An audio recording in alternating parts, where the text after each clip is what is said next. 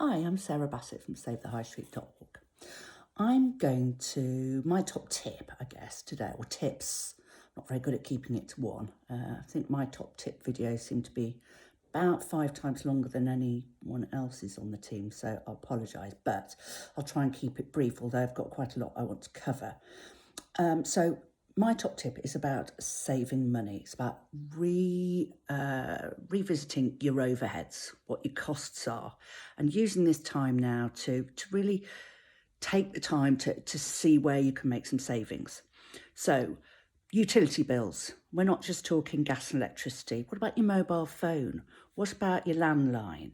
What about insurance policies or licenses or your internet provider costs? All of those.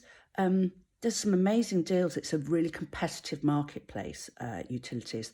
So it's well worth spending some time seeing if you can shave some costs from those. There's also quite a lot of local authorities and sort of smaller places that are coming together to do collective purchasing for utilities. Quite a lot of utility providers will give some significant discounts if people buy as a collective or buy as a group.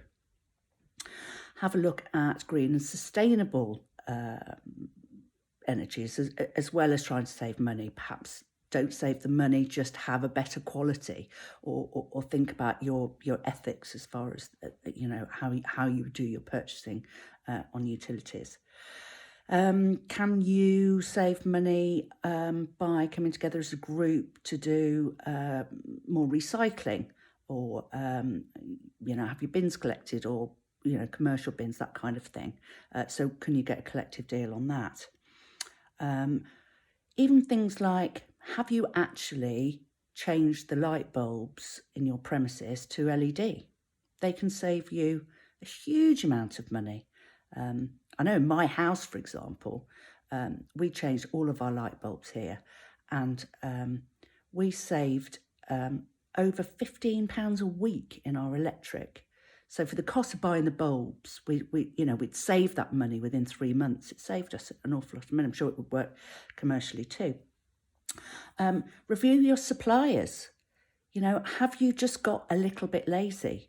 You just go to the same people because it's easy and you know them and they know you, but actually, are you getting the best deal? Have a look at your purchasing and see what you can do on that to save some money. Have a look at renegotiating your rent. Not an easy one, and landlords are going to be suffering at this time as much as businesses are. So it kind of needs to be a balanced thing. But are there other ways you can look at your rent? Could you look at it based on turnover, for example? I know this is something that's kind of a growing market, if you like, or sort of a growing idea within the rental industry.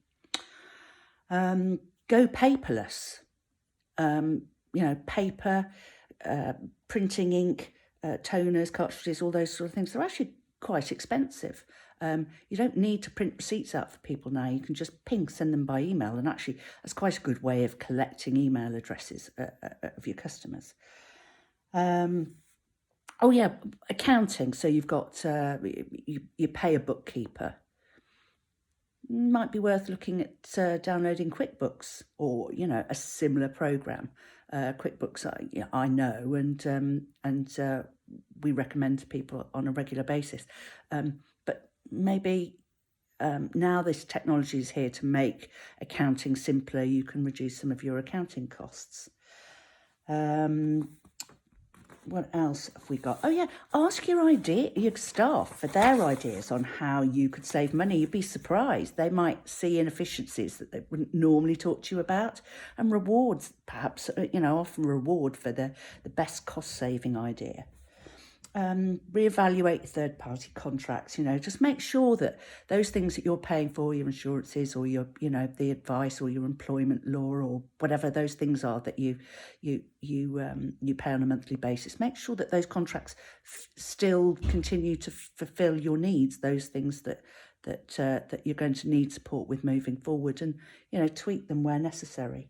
Upskill your staff. Don't necessarily reduce their hours or their wages, but actually if you can upskill them and make them more efficient and increase their output, that's going to help you in the long run too. Scale back your marketing and advertising by leveraging your customers.